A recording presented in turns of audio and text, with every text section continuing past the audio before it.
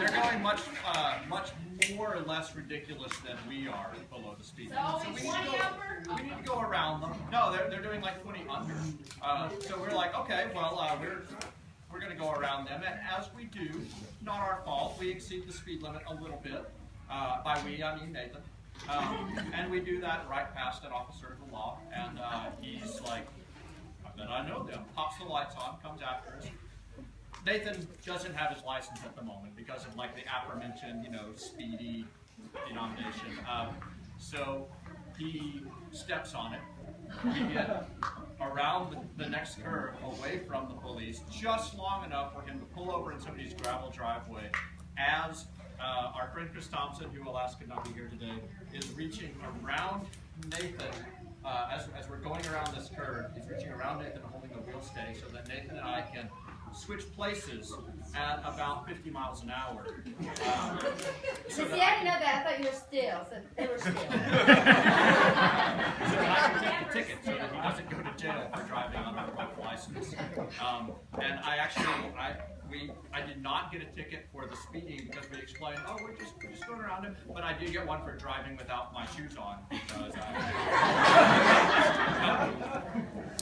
So, Mom, yeah. I'm insulted that you haven't asked us to speak because you said you got someone talk from each state. I would love for you to stand up and speak. And most people probably haven't seen you guys yet, so stand up. Hey, buddy. So, speak. Well, I'm happy that we got to do the life celebration instead of a funeral. I'm definitely happy that it wasn't too depressing and everyone's here and we're laughing and stuff. Can everybody hear him? Which is great. Yeah. Well, Dad always said to tell me to be quiet because my voice is always too loud, so I should be fine here. You don't have to listen. Well, I'm also really glad that he was very happy in the last stages of his life. We had gone out and gotten a bunch of crabs because he's getting really into seafood, and so when we were there, we were looking at the spider crab. Normally we were just getting the smaller ones, but this time he'd been reading about the spider crab and he thought it might be a better deal to get it. And when we saw it, it was about like 10 pounds. Big, 10 pounds. And Mom and Angie were really hesitant to get it because of how large it is. They didn't think they could store it. But I said, Dad is gonna want the biggest crab they have. And so I forced them to buy it, and he was very happy that we got the biggest crab. We had to go buy a big turkey thing to get it. I'll get the microphone because my voice is like fine. Okay. And this is Madeline. Okay. So me and my friend Evie were there with all of the crabs, and we aren't really big on seafood. These huge live crabs, alive, were being dropped in this steaming pot of water to kill them and cook them. So we're getting them. Except for the big one. The big one we had to smash. Yeah. It was kind of terrifying. And me and my friend Evie, we tried some of it and we just did not like it. We didn't like the idea of it. We didn't like any part of it at all. But we had to eat. We were hungry. It was lunchtime. So we decided that we could probably sneak food into our bathroom and make it and eat it in there. So we act like we're just, hanging out in the kitchen. So one by one, we get the ingredients for peanut butter and jelly sandwiches.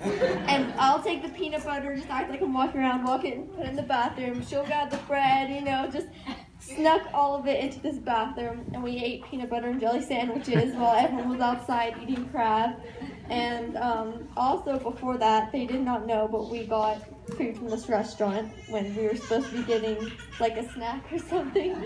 So disrespectful. We did not eat the crabs. You guys have any other stories from that? I think we probably put on a lot of stories now. Oh,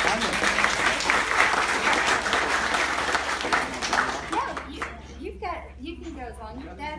You've got the floor. Okay. Your name. Well, I also want to say that one of my really good memories of Dad was when he took me and Maddie at separate times to Disneyland because he heard from one of our friends that they'd done a father-daughter bonding trip.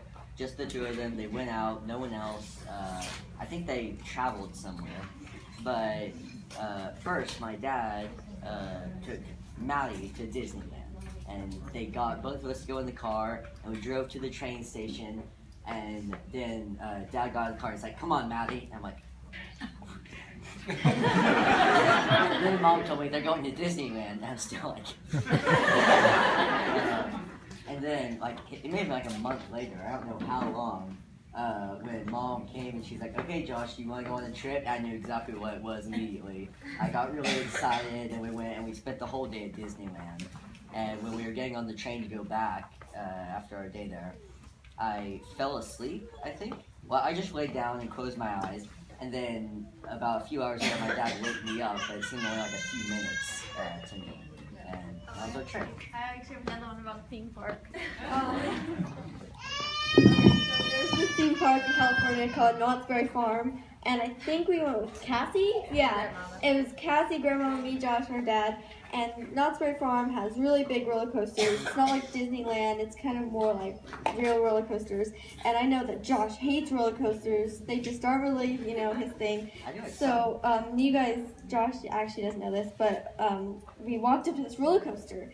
And we had just gotten to the theme park, so we didn't really know, about the roller coasters. And this one was called Accelerator, and it shoots you off, and it's just like this super big thing. And I was like, and neither of them knew this, but I leaned towards Dad, and I was like, "Dad, this roller coaster looks really big. Josh doesn't like roller coasters." And Dad was like, "Oh, he'll be fine."